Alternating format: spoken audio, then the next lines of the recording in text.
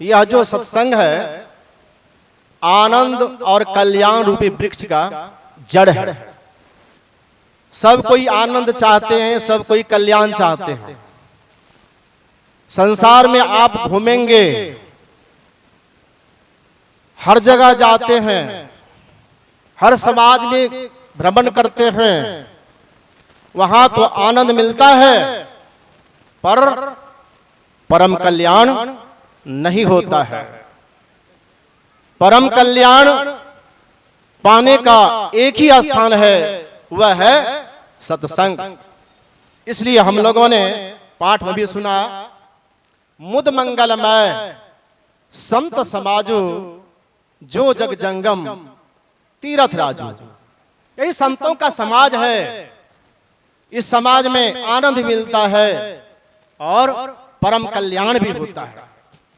ये सब चाहते हैं, आनंद चाहते हैं, परम कल्याण चाहते हैं। लेकिन ये सत्संग कब मिलता है पता है? हम लोग कई बार सुने हैं, भगवान श्री राम ने उपदेश किया अपनी प्रजाओं को, पुण्य पुंज बिनु मिल ही न संता। ढेर सारे पुण्य जब एकत्रित होते हैं तब जाकर के सत्संग मिलता है। सत्संग मिलने के बाद परिणाम क्या आया? आगे कड़ी में बतलाते हैं, संस्कृति कर अंता। संस्कृति कहते हैं जनवरण के दुख को, जनवरण के दुख से छुड़ा देने वाले यही सत्संग है। श्रीमद् भागवत महापुराण में नारद जी ने सनकादि ऋषि से कहा, भाग्योदयन बहु जन्म समर्जितेन सतसंगमम च लभते पुरुषो यदावै अज्ञान हेतु कृत मोह मदांधकार नाशं विधाय ही तदोदयति विवेकः। भाग्योदयन बहु जन्म समर्जितेन। अभी हम आप लोग विद्वान संचालक महोदय श्रवण कर रहे थे, भगवान श्री राम ने अपनी प्रजाओं को उपदेश देने के क्रम में मानव शरीर को उपादेयता के संबंध होता है। बड़े भाग मानुष तन पावा। अब भगवान श्री राम ये भी कहा, बड़े भाग पाइए सत्संग। यह सत्संग कब मिलता है? जब बहु जन्म समर्जितेन, बहुत जन्म के पुण्य एकत्रित होते हैं तब। अब प्रश्न उदय हो जाता है, कौन कौन सा पुण्य करेंगे बहुत जन्म तक तब सत्संग मिलेगा? आप लोग कहते हैं देखिए फलना आदमी सत्संग में नहीं आते हैं, उसके सिर पर पाप है, पूर्वले जन्म के पाप से हरि चर्चा न सुहाय, और जैसे ज्वर के ताप से भोजन की रुचि जाए, उसके पुण्य का उदय नहीं हुआ इसलिए नहीं आते हैं। कौन कौन सा पुण्य? यही तीर्थ में जाना, धाम में जाना, व्रत करना, उपवास करना, दान करना, परोपकार का कार्य करना। ये कार्य एक जन्म नहीं बहुत जन्म करेंगे तब जाकर के यह सत्संग मिलेगा। बहु जन्म समर्जितेन, बहुत जन्म तक। और सत्संग से होता क्या है? गोस्वामी लिखा है, बिनु सत्संग विवेक न होई। बिना सत्संग का विवेक होने वाला नहीं है। लेकिन ब्रह्मानंद स्वामी ने कहा, बिनु सत्संग ज्ञान नहीं उपजे। बिना सत्संग ज्ञान भी नहीं उपजता है। खेत में फसल लगाते हैं, बीज डालते तो उपजता है। इस शरीर रूपी खेत में क्या उपजेगा? क्या उपजाना चाहते हैं? पाप पुण्य या ज्ञान? तो जैसा बीज डालेंगे आप वैसा उपजेगा। तुलसी यह तर खेत है, मन वच कर्म किसान। अब पाप पुण्य दो बीज है, बूबे सुलोने निदान। तो पाप कर्म करते हैं, पुण्य में कर्म करते हैं, ये तो सुख दुख उपज रहा है। लेकिन एक कर्म आप नहीं करते हैं, वह कर्म कौन सा है? सत्कर्म। सत्कर्म, जिस कर्म से सत्य की प्राप्ति हो जाए, सत्य जीवात्मा परमात्मा की प्राप्ति हो जाए, उसका नाम क्या है? सत्कर्म। यही है सत्संग कर्म। इस सत्संग कर्म करेंगे तो क्या होगा? ज्ञान उपजेगा। क्या उपजेगा? ज्ञान उपजेगा। इसलिए गुरु महाराज जी ने इस सत्संग को दो भागों में बांट दिया। नित्य सत्संगति करो बराई, अंदर बाहर दुई विधि भाई। धर्म कथा बाहर सत्संगा, अंतर सत्संग ध्यान अभंगा। ये धर्म कथा की चर्चा है, क्या है? बाहरी सत्संग है। बाहरी सत्संग से करने से क्या होगा? ज्ञान उपजेगा। बाहरी सत्संग करने से ज्ञान उपजेगा। कौन सा ज्ञान? अभी पाठ में श्रवण कर रहे थे, विधि निषेधमय कलिमल हरणी, कर्म कथा रविनंदन वरणी। विधि निषेध, कर्तव्य कर्म और अकर्तव्य कर्म, हमें क्या करना चाहिए क्या नहीं करना चाहिए, अच्छा क्या है बुरा क्या है, शुभ क्या है अशुभ क्या है, पाप क्या है पुण्य क्या है, माता पिता मित्र शत्रु आदि का ज्ञान होता है।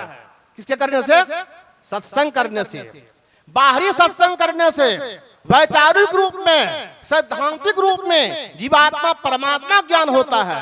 कम से कम ये ज्ञान आप प्राप्त कर लेंगे तो आप 84 लाख योनि में जाने से बच जाएंगे। उपनिषद में मंत्र आया है, यही चेत वेदी दथ सत्यम अस्ति न चेदिहा वेदिन महति विनष्टे भूतेषु भूतेषु विचित धीराः प्रत्यास्मा लोकाद मृता भवन्ति। यदि इस जन्म में ब्रह्म को जान लिया तब तो ठीक है, और यदि उसे इस जन्म में नहीं जाना तो बड़ी भारी हानि है। बुद्धिमान लोग समस्त प्राणियों में उपलब्ध करके इस लोक से जाकर मरकर अमर हो जाते हैं। तो बुद्धि में बात निश्चित होती है किस कैसे? यही सत्संग करने से कि ब्रह्म परमात्मा जीवात्मा का साक्षात्कार कैसे होगा। ये बाहरी सत्संग करने से ज्ञान होता है, इसलिए बाहरी सत्संग जब तक आप नहीं करेंगे तो अंदर का सत्संग ही आपसे होने वाला नहीं है। इसलिए बाहरी सत्संग करने के बाद अंदर का सत्संग करने से क्या होता है? विवेक होता है। अज्ञान हेतु कृत मोह मदांधकार नाशक विधाय ही तदोदयते विवेक। विवेक क्या है जरा सुनिए। देखिए सत्संग मेला लगा हुआ है, इस सत्संग का नाम पहला सत्संग मेला ही था। इस मेला में लोग आते हैं तो हर तरह के सामान खरीदते हैं। अब देखिए दुकानदार दुकान लगाए हुए हैं, अब बगल में देखिए बड़ा बड़ा लंबा लंबा बैलून फुकना भी लेकर खड़े रहते हैं। अब बच्चे लोग को लेकर आए हुए हैं माँ बहने, और जैसे ही निकलेंगे गेट से बाहर वो बैलून फुकना को देखेंगे तो कहेंगे हम लेंगे। पूरी खरीद दिए, जिलेबी खरीद दिए, झिलिया मुड़ी सब खरीद दे, खिलौना खरीद देते हैं, लेकिन बैलून के लिए वह रोने लगता है तो बैलून खरीद देते हैं। बैलून खरीद दिए, बैलून लेकर गया घर, सब खिलौना एक तरफ, बैलून लेकर उछाल रहा खेल रहा। कहीं बैलून फूट जाता है तो वह बच्चा रोने लगता है। अब बच्चा जब रोने लगता है तो आप लोग भी बच्चा के साथ रोने लगते हैं ना क्यों? इसलिए नहीं रोते हैं, आपको पता है बैलून जो बना है फूटने के लिए बना है। लेकिन एक बात देखिए, आप अपने हृदय में विचारिए, जिस समय में बैलून खरीदकर बच्चा को आपने दिया तो बैलून के प्रति कोई मोह, कोई आसक्ति, कोई प्रेम कुछ नहीं। अच्छा, बच्चा खेलते खेलते अगर बैलून को फोड़ दिया तो फूटने पर कोई दुख, कोई तकलीफ, कोई दुख तकलीफ तो नहीं है। दोनों अवस्था में सम है ना? आप देख लीजिए, विवेक होने पर क्या होता है? हो ही विवेक मोह भ्रम भागा तब रघुनाथ चरण अनुरागा। विवेक होने पर मोह अज्ञान अंधकार का नाश हो जाता है। अज्ञान अंधकार का नाश हो जाता है। संचालक महोदय 10 मिनट दिए लेकिन पुर्जा बढ़ाए 15 मिनट का, इसलिए मैं बढ़ रहा। बोलिए प्रेम से श्री सद्गुरु महाराज की जय। तो विवेक होने पर क्या होता है? अज्ञान अंधकार का नाश हो जाता, मोह भंग हो जाता है। अभी आप देखिए, बेटा है, पत्नी है, धन संपत्ति है। अगर बेटा दुख में है तो आप दुखी होते हैं, पत्नी दुख में है तो आप दुखी होते हैं, माता पिता दुख में है तो आप दुखी होते हैं। माता पिता, बेटा, पत्नी सुखी है तो उसमें सुख में सुखी होते हैं। ये सुख और दुख जब लगा है, सुख में सुखी होते हैं, दुख में दुखी होते हैं, तो विवेक हुआ? विवेक नहीं हुआ ना? विवेक होता है कैसे? जब आप अज्ञान अंधकार से उठ जाएंगे तब। इसलिए अंदर का सत्संग चाहिए।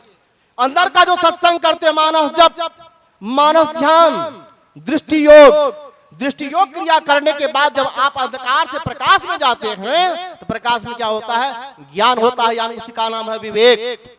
हो ही विवेक मोह भ्रम भागा, मोह भंग भाग जाता है, अज्ञान अंधकार का नाश हो जाता है। यह विवेक मिलहि न रघुपति बिनु अनुरागा किए जोग जप ज्ञान विरागा।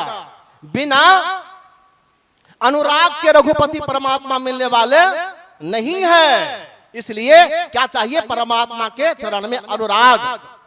अनुराग से निज रूप को जगते विलक्षण देखिए, संतोषम शीतल सदादम देहवंत न लेखिए, निर्मल निरामय एक रस ते हर्ष शोक न व्यापई, त्रैलोक पावन सो सदा जाकी दशा ऐसी भई।